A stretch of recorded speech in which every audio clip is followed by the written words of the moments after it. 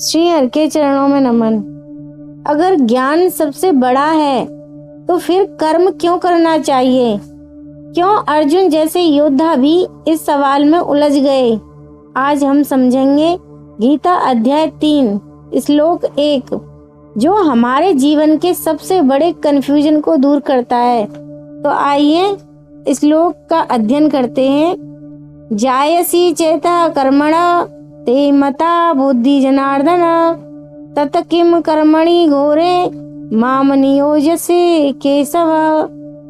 इस श्लोक में ज्ञान और कर्म की श्रेष्ठता के विषय में अर्जुन की शंका व भगवान से अपना एकांतिक श्रेय साधन बतलाने के लिए प्रार्थना।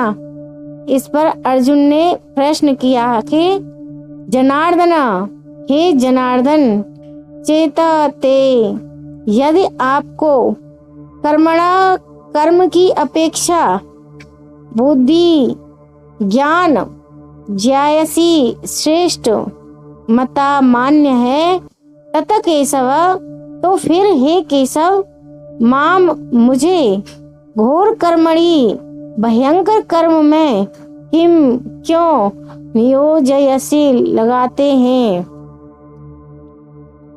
अर्जुन कहते हैं, हे श्री कृष्ण, यदि आपके अनुसार ज्ञान बुद्धि कर्म से श्रेष्ठ है तो फिर आप मुझे इस भयानक युद्ध कर्म में क्यों लगा रहे हैं? यह प्रश्न अर्जुन का है, जो कृष्ण से युद्ध भूमि में पूछते हैं। अध्याय 2 में श्री कृष्ण ने ज्ञान योग बताया। अब अध्याय 3 में कर्म योग की बात शुरू होती है, इसीलिए अर्जुन कंफ्यूज हो जाते हैं। ज्ञान वर्सेस कर्म का भ्रम। अर्जुन सोचते हैं, अगर ज्ञान ध्यान आत्मा का बोध श्रेष्ठ है